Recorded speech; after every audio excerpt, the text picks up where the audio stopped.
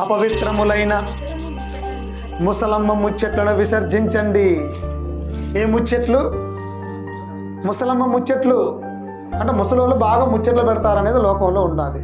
కనుక ఇక్కడ మనం దైవ సంబంధమైనటువంటి జీవితాన్ని ఈ లోకంలో గడుపుతుంటున్నప్పుడు లోక సంబంధమైన ముచ్చట్లు మనం మునిగిపోకూడదు. ఏంటో ముచ్చట్లు, దానివల్ల మనకి ఏమన్నా లాభాలు ఉన్నాయా? లాభం లేనిది ఎందుకు? ఒక విషయం చెప్పనా, ముసలమ్మ ముచ్చట్లలో ఏముండదు అంటే యథార్థం ఉండదు. ఉంటుందా?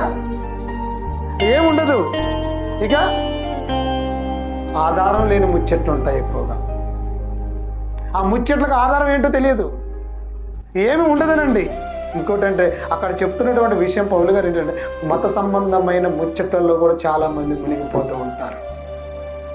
అలాంటి ముచ్చట్లు మీకు తగినవా? ముచ్చట్లు పెట్టుకునే టైం కాదు. దేవుని మాటలో లోకానికి ప్రకటించే పనిలో మీరు ఉండాలి.